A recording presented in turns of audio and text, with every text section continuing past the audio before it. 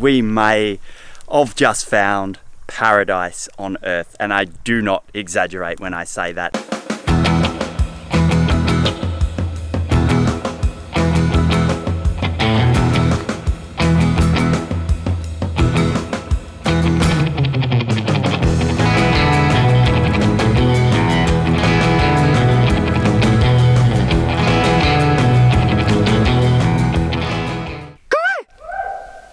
Welcome to Grizzly and Bear Overland with Lee and Steffi. This week, our road trip will take you from Hickman Crater near Newman to Marble Bar. Good morning. Since we've got our new inverter and everything installed, I've been having smoothies for brekkie. Banana, wheat bix, honey, coffee, almond milk. We're still in Hickman Crater. Today we're going to leave and we're going to head north towards a place called Nullagine. Overall, I would say the Hickman Meteorite Crater is absolutely worth a visit. Beautiful place. It can be done as an overnighter like we have. You have to get a BHP mining railroad permit pass from the visitor centre in Newman. Whenever there are drone shots of the car off-road, this is me driving because I cannot operate the drone.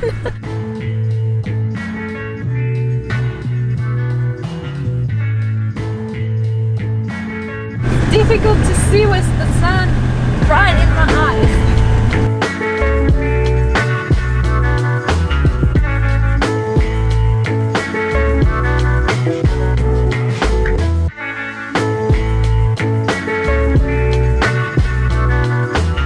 Very important to all the couples that are travelling around to have both people in the relationship or group to practice driving off-road, because if something did happen to me out here, we are remote. I could break a leg. Touch wood, I don't. Steph needs to know how to drive, and she's a bloody good off-road driver.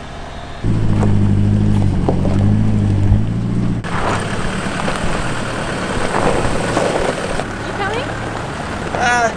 Yeah, I'll come.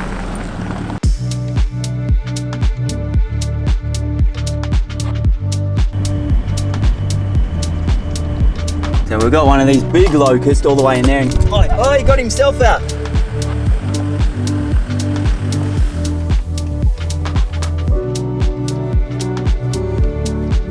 Out here in the bush, in between Newman and Marble Bar. So all of this land that we're on at the moment, a lot of it is station land. The livestock needs to drink. I just wanted to stop because I think this is actually quite interesting. It used to be windmills, primarily windmills pumping water out of the ground. Now you got these sort of setups, solar panel that runs a submersible pump, a bore that goes down I don't know how many meters deep and taps into the groundwater, fills up that tank there, which in turn goes over there. There's a water trough over here, which I'm assuming works on a float valve. Float valve system, same as a toilet cistern. Even though our whole camper now is running on the electric induction for roadside coffee stops, like we're doing right now, we still do use the trusty jet boil.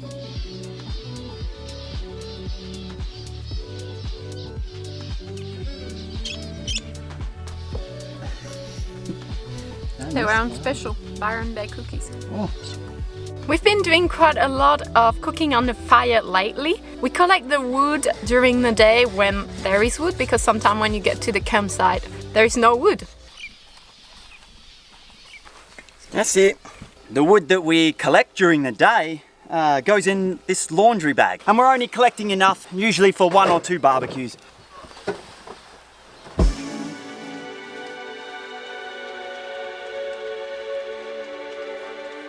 Welcome to the tiny outback town of Nullagine. I think that's how you pronounce it. As you can see, there's a lot of old machinery here from the gold rush days. This is an old gold rush town. There's not much here anymore, a teeny little pub, a general store. The infrastructure are very good in Australia. You can find pretty much water, bin and RV dump points everywhere. So thumbs up for that, Australia.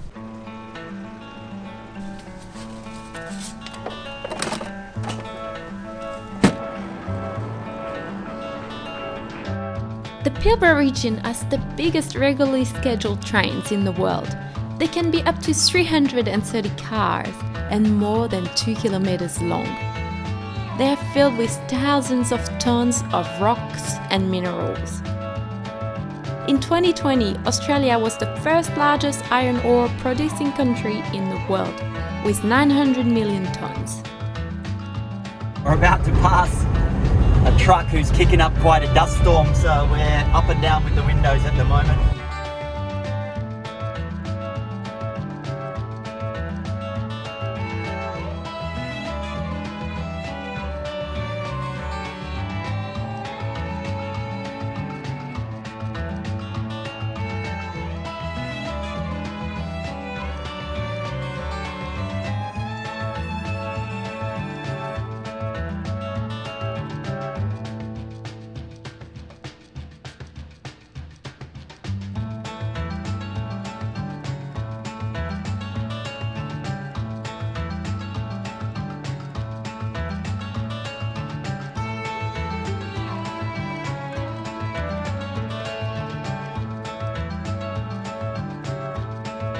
I can see the water! Amazing!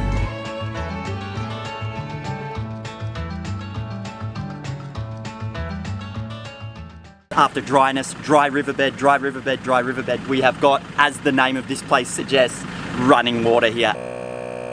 I'm using the airbags. We're a little bit on the piss. So what I do is I use the airbags and I'll let the air out of one completely down to minimum pressure, pump the other one up, and that'll give us just what we need to be nice and level, because I don't think we're going to leave here for a few days.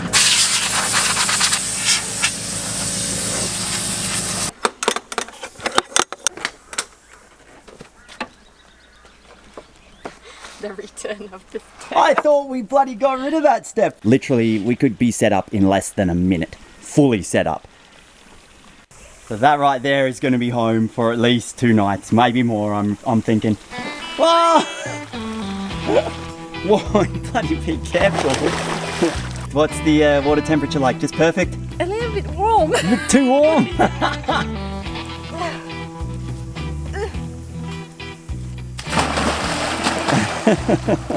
We're still discussing it, but we think that this possibly could be the most epic and beautiful campsites that we have ever stayed at anywhere in the world. Oh, it's supposed to be waterproof. It's unbelievable.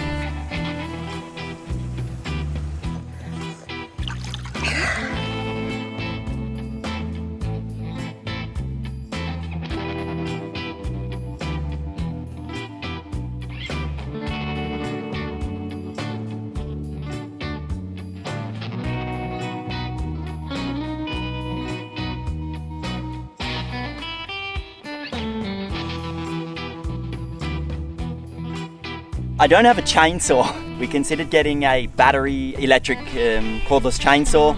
They're pretty awesome, but at the same time I was like, no, we just don't have the room. We can't keep adding weight. I believe a handsaw is good for the fitness. About 15 minutes to cut these 6 logs. In Australia we have very strict burning regulations. We can have campfires at the moment, no problem, but I think next month, that's it. Total fire ban until February, until the end of summer.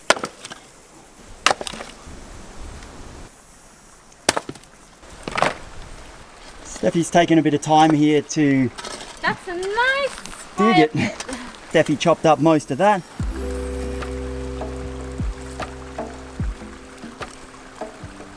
Usually I'd be lazy and I use my blowtorch to get the fire started, but it's not working at the moment. About as big as I'm going to build it up tonight for the amount of coals that we'll use to cook. Steffi said to me, have you got your meat out of the freezer? Nah, forgot. I just thought I'd throw that in the nice warm spring water that's coming down in the sun, and she'll defrost in about 15 minutes, I reckon. We've got a bit of Steffi has got an experimental dish going on, so that'll be interesting, and it's a dessert. A couple of shovelfuls of coal from the side there and put them in here. So this is a little braai, and I only it's only a steak, 1 steak I'm cooking. Steffi doesn't eat much meat. 3 little goodies wrapped in alfoil there. We'll show you guys what they are in a minute. There it is. The cake. I'm too scared. Rip it open. Oh no. Oh yeah. Chocolate cake just from a packet mix inside an orange peel that she hollowed out with a spoon. It's exploded out past the sides, but that's okay. Yeah, it was good. Except I dropped mine in the ground.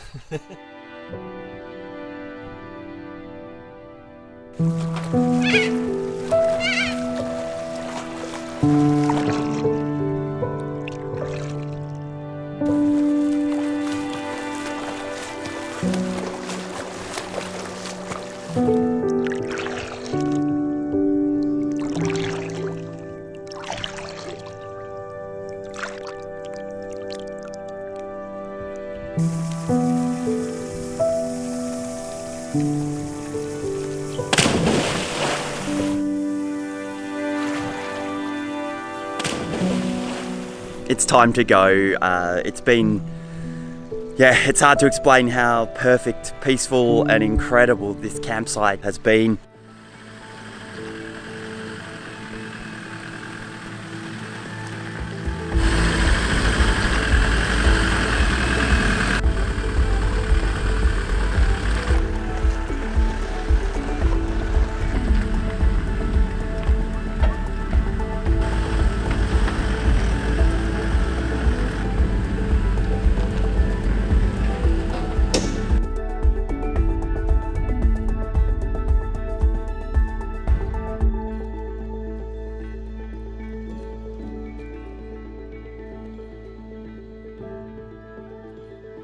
Three years ago, our friend Fabian and Caroline traveled Australia with the German registered. It was a Nissan Patrol. They told us they found paradise. They shared the secret spot with us and they sent us the GPS coordinates. And we found it. Fabian, Carolyn, thank you for sharing this spot. We came here, we had a coffee, we hung out for a couple of hours.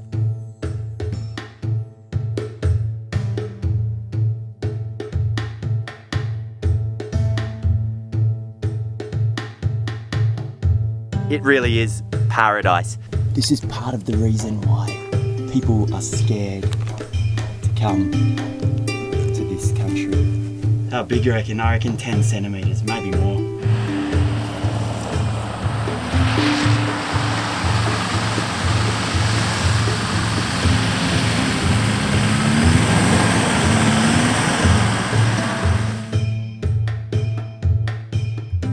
We are on our way to Currawine Gorge and we're driving along, chatting away, and then we heard that terrible noise like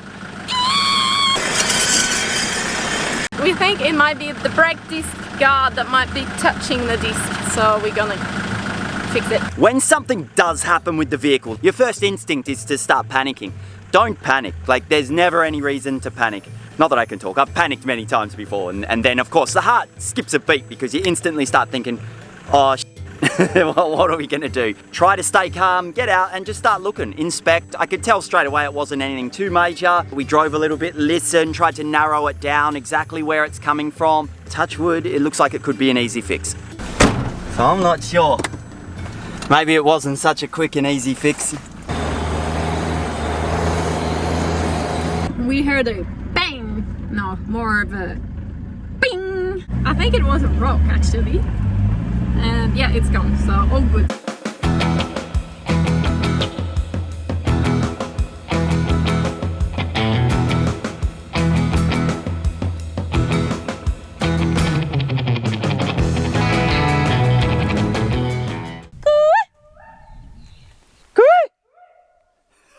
Officially, the coolest echo seems to be a single echo. It doesn't echo down, just once back. Do you guys know that Cooee is the official Australian outback call if you're lost in the bush?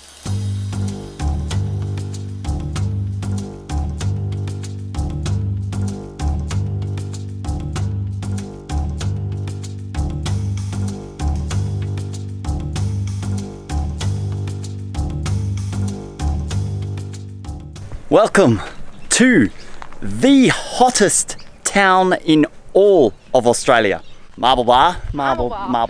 And we're now in a campsite. We don't do many campsites. There's a lot of free options here in Australia, but it's nice to come in. We do the laundry, and we think it's good to support these little caravan parks and stuff. So it's $22 for an unpowered site, but there's laundry and hot showers. Not that you need them because it's hot. 35.9, and that's at 6 p.m.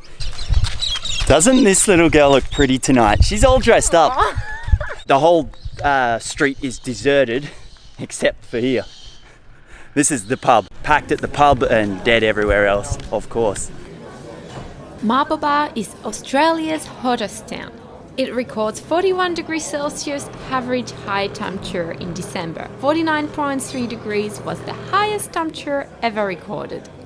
We've just met some extraordinary people. A really, really amazing story that we want to share with you guys. We'll let them talk about exactly where they're going, what they're about to do for the next couple of months. We probably have one of the most unpredictable jobs. Their adventure to come has inspired us. We're all teachers. We work in a remote community in the Pilbara. It's called Punmu, kind of between Port Hedland and Alice Springs. Almost as remote as you can It's get. the third most remote community in Australia. So we've been grabbing supplies in Port Hedland, 10 weeks worth of food shopping and supplies for the community. So it's been busy. I'm Abby. I'm from Perth, originally from South Africa. I'm Janice, I'm from Perth too. I'm Lauren, twin sister of Abby, and I was born in Cape Town, South Africa. Just finished my teaching degree, so first post out. Māori teachers sometimes come in to teach language. If we do get some Māori teachers coming in, that's great. Mandurjara is the original. Marawanka is like a Creole that's like been a progressive language with English, as English has been more around. Using resources to try teach language is like a progressive concept because some students know some Mandurjara, some have come from other communities around, and it's just, there's so many dialects, it's crazy. Yeah, I've heard from Abby like amazing stories and hearing how it's affected her, and I think as a teacher it's something very unique. You'll take it with you through your life. And the school's really cool because it's one of like I think 7 independent schools in Australia. We teach like two-way learning, so everything in our curriculum has to relate back to culture or on country, which is so awesome and like kind of how I would envision all communities like should be or would want to be. We rely on like grants to get funding. We're not funded by the government. Once or twice a week the kids take us hunting, like learning's two-way rather than like us just teaching.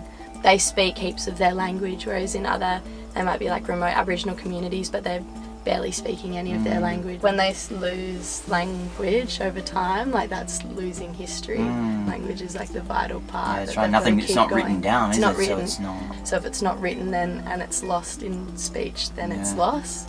I've already met a couple of the kids along the way, and it's just been, you can just see them light up meeting new people. It's really beautiful. They say miss and kiss. Miss and kiss, and they give you a big kiss. I'm excited for Lauren to be smothered. Thank you very much for sharing this story with us, because it's it was really interesting and like we said, a privilege to meet you guys. Early morning, our friends with their trucks full of supplies were on their way. We would have loved to follow them, but the communities are closed since 2020. We really hope to be able to visit our friends one day. That's it for today. We hope you enjoyed the episode. We see you next week. Until then, take care. Bye bye.